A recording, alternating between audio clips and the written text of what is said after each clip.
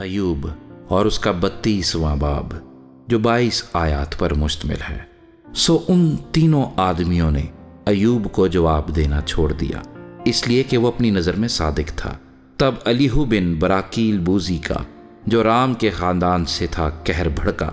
उसका कहर अयूब पर भड़का इसलिए कि उसने खुदा को नहीं बल्कि अपने आप को रास्त ठहराया, और उसके तीनों दोस्तों पर भी उसका कहर भड़का इसलिए कि उन्हें जवाब तो सूझा नहीं, तो भी उन्होंने अयूब को मुजरिम ठहराया।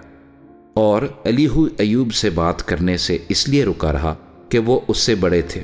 जब अलीहू ने देखा कि उन तीनों के मुंह में जवाब ना रहा तो उसका कहर भड़क उठा, और बराकील बूजी का बेटा अलीहू कहने लगा, मैं जवान हूं और तुम बहुत उम्र रसीदा हो, इसलिए मैं रुका रहा और अपनी राय देने की जुर्रत न की।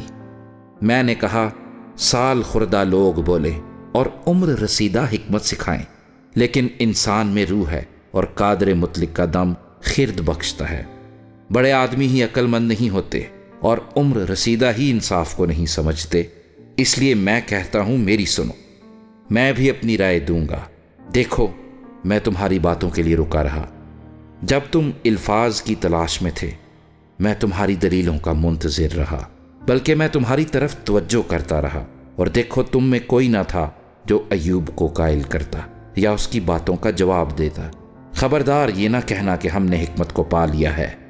खुदा ही उसे लाजवाब कर सकता है, ना कि इंसान, क्योंकि ना उसने मुझे अपनी बातों का निशाना बनाया, ना मैं तुम्हारी सी तकरीरों से उसे जवाब दूंगा। वो हैरान हैं, वो अब जवाब नहीं देते, उनके पास कहने को कोई बात ना रही। और क्या मैं रुका रहूं इसलिए कि वो बोलते हैं, इसलिए कि वो चुपचाप खड़े हैं और अब जवाब नहीं देते? मैं भी अपनी बात कहूंगा, मैं भी अपनी राय दूंगा, क्योंकि मैं बातों से भरा हूं और जो रूह मेरे अंदर है वो मुझे मजबूर करती है। देखो, मेरा पेट बेनिकास शराब की मानिंद है, वो नई मशकों की तरह फटने ही को है।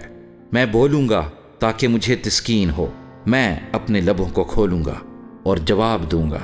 ना मैं किसी आदमी की तरफदारी करूंगा, ना मैं किसी शख्स को खुशामद के खिताब दूंगा, क्योंकि मुझे खुशामद के खिताब देना नहीं आता, वरना मेरा बनाने वाला मुझे जल्द उठा लेता।